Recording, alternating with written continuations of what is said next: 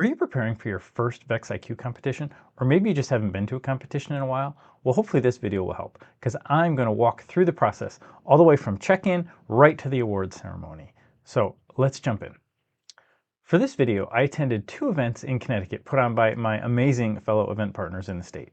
I went to beautiful Madison, Connecticut for the competition at Walter Polson Middle School, and to Hamden for the CT STEM Academy competition at Quinnipiac University.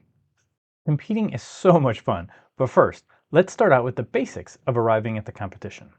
When you get to the venue, keep your eye out for signs telling you where to enter, and then look for signs for check-in.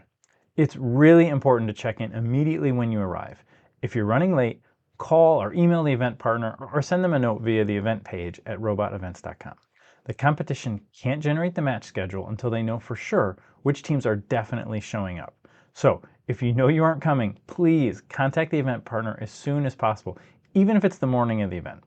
All right, let's check in. Let's see. Here, let's check in. All right, we're here for check-in. Oh, and the first thing you do when you get to the competition is you come to the check-in table, and we're here with Liz today. Hi, Liz. How do we do check-in? So if I were to come to a competition, how would I check in? Ask people which organization they're from, because that's the easiest way to narrow it down.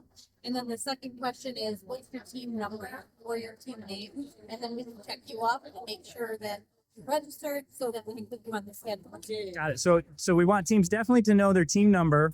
And sometimes teams have multiple robots within an organization, right? Like I may be 1111 is my team number, but then there's an A, B, C, D. So I need to know which robot. Okay.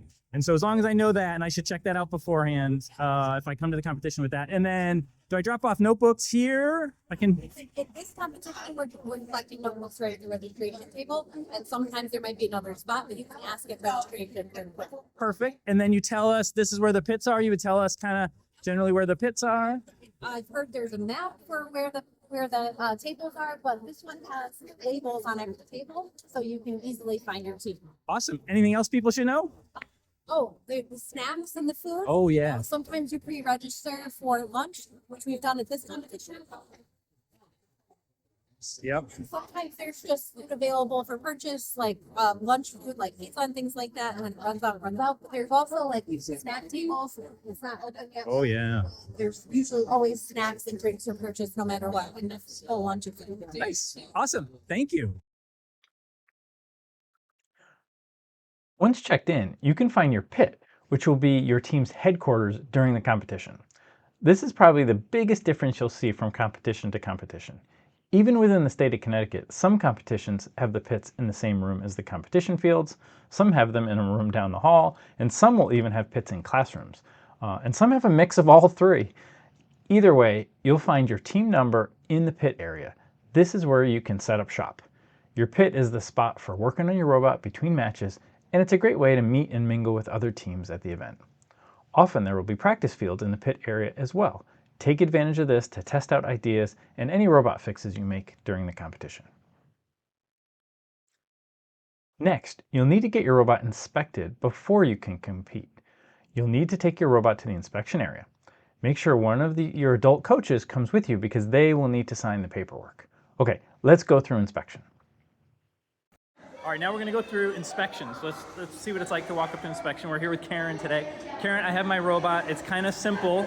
I hope you don't laugh. I hope that's okay. Is it okay to have a simple robot? Okay, so if people don't have a totally done robot, they can still come to competition? Yeah, it may not be perfect.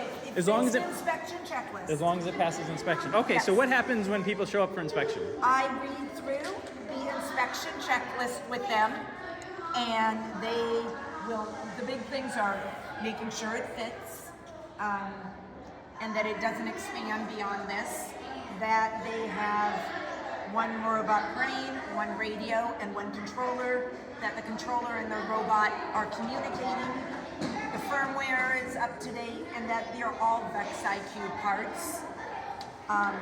They also need to have 2 license plates. Oh, I don't have a license plate. I need to get a license plate. Okay. And then if they have the air tanks or the pneumatic pumps, they can only have 2 air tanks, 1 pump. Basically, the big thing is everything is VEX IQ. I'm trying to see what other stuff here. sensors. This was a new one this year that are dependent, no sensors are dependent on quality or consistency of field lighting. If they pass everything, I sign it and circle pass. One of the students, team members has to sign it. Coach must sign it. And then the coach needs to initial that they've read all the kids in them have read all the rules and regulations, student conduct, adult conduct.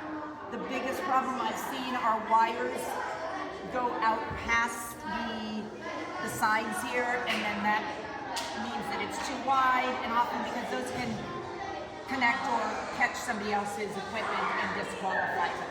And so this is the sizing tool that you use to make sure. Yes, and then they have to show me if it raises up and down, that it doesn't go higher than the 20 inches. Nice. And that's kind of the gist of what kids go through. They make sure their coach is somewhere close to be able to sign everything as well. Awesome. Well, thank you so much. You're very welcome. Here is that inspection checklist. You can also find it online. So make sure you are ready for inspection before you show up at the event. Especially be sure your robot meets the size requirements. If you make any major modifications to the robot, you'll also need to get it re-inspected. So keep that in mind. Before the competition starts, all the teams gather for the drivers' meeting. Here, all the teams will listen to announcements from the head ref and the event planner. This is where you'll learn about any specific details about how matches are run at this event. This is a good place to introduce the VEX Via App, which runs on Apple and Android devices. I'll leave a link in the description below. Download the app, search for your competition, make sure to star your competition in that top right corner there so you'll have easy access to it throughout the day. So, knowing your team number is critical, and that consists of a 3 to 6 digit number, which represents your school or organization, and a letter, which represents your particular robot in your school. Be sure to learn your team number and letter because you will need it all day long, as we already heard during check-in. If you tap on your team in the VEX Via app, you'll be able to see your full match schedule once it's generated, which might not be until after the driver's meeting. And if the competition is running ahead or behind schedule, the times will be updated in the app. So this is a great resource. So you've been working all year long, designing your robot, and now you are ready to compete on the field. Well, there are two types of competition fields. There's the teamwork competition field, where two teams play a match together on the field, and the skills fields, where you will be alone on the field. Your teamwork matches are scheduled at specific times, while you are responsible for fitting in the skills matches when you have time. Let's start by checking out the teamwork competition. For the teamwork competition, since you will be assigned to specific matches throughout the day, make sure you know your match schedule, which can be found in the VEX Via app, and arrive at the teamwork competition fields about 4 to 5 matches ahead of your scheduled match so that you can get queued up. The queuing area is generally next to the fields. All right, let's take a look at that. All right, so here's the competition fields. What's key is there's a queuing area here. And so this is where teams queue up. So you can see here. All right. This is Laura. Laura's the queuing manager here today. Hey, Laura. Hello, everyone. How far ahead do you queue teams? I'm queuing teams 1, 2, 3, 4 on the chairs, and that means there's 2 alliances, and then I also queue out as far as 5 more teams in addition to that. So we have around 9 teams at a time here being queued up, so they're ready to go. And so this is one team, Yep. and this is the other team sitting in the front row. These teams are going to get loaded on the field while the other match is running, right? So when one match is running, this team starts getting ready. And in the meantime that they're here, they're also strategizing. Like you see, one team currently is strategizing, and they're talking about what their plan is going to be, and they're running through it so that by the time they're ahead on the field, they already have something set in place. This is key, is strategizing ahead of the match. Yes. Before you get to the field, have your strategy ready with your partner Yes. and ready to go. And Okay. ready to go. And then when this team queues up onto the field, do you have everybody move up one Yes. chair? Once they are queued up, they start moving up, and they'll start moving up so they know where they're at to the field already. Awesome. Anything else you can think of to tell teams? Bring your controller, bring an extra battery, make sure your controller is connected to your robot, and most importantly, bring your robot. Awesome advice. Thanks, Laura. Make sure you know if you are the red or the blue team for your match. The first team on the schedule will be the red team on the red side of the field, and the second team on the schedule will be the blue team, which will go on the blue side of the field. Only 2 drivers and 1 loader for each team can be in the queuing area.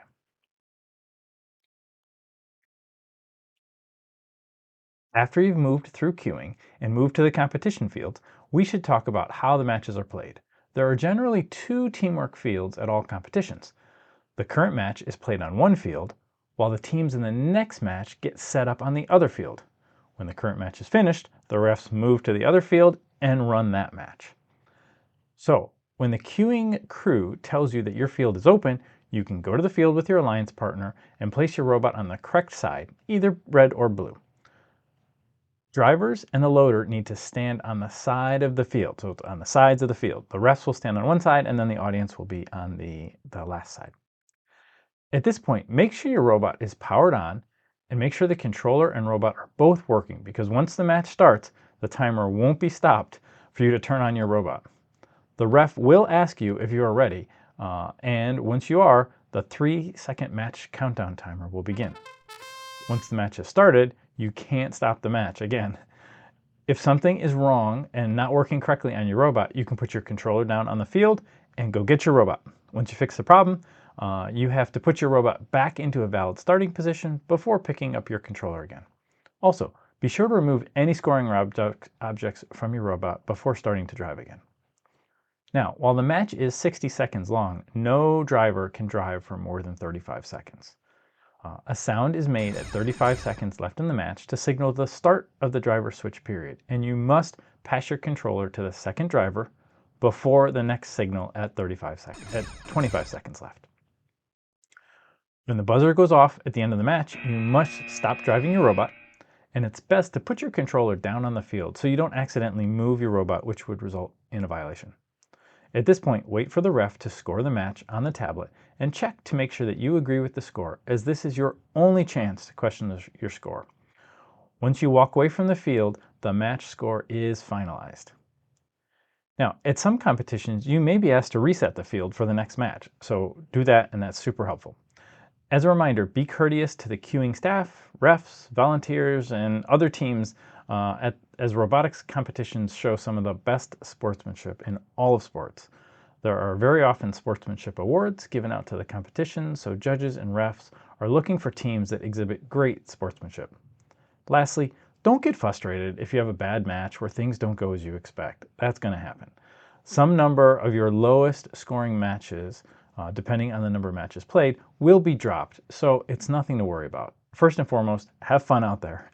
And if you're a spectator, cheer on the other teams and make it even more enjoyable for the students. Robotics is meant to be a spectator sport. For skills matches, you can go to the skills field when you have free time between your teamwork matches. When you go to the skills field, you will be asked if you are doing driving skills or autonomous coding skills. For driving skills matches, you drive the robot with your controller and you will be the only robot on the field.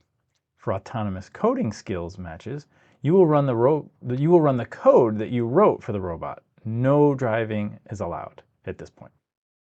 During autonomous coding skills matches, you're welcome to go fetch your robot and return it to a starting position as often as you'd like during the 60-second match so that you can run multiple skills programs. Each team can run up to 3 driving skills matches and also can run 3 autonomous coding matches. When the teamwork match schedule is complete, the teams with the highest average score will go to the finals to play 1 additional match. The number of teams that go to the finals will vary from event to event, but it's generally about 20 teams, meaning 10 2-team alliances. The 2 teams with the highest average score will be paired to form the top-seeded alliance. Then, teams ranked 3 and 4 will be paired up to form the next highest seeded alliance, and so on, until all the finals alliances are created.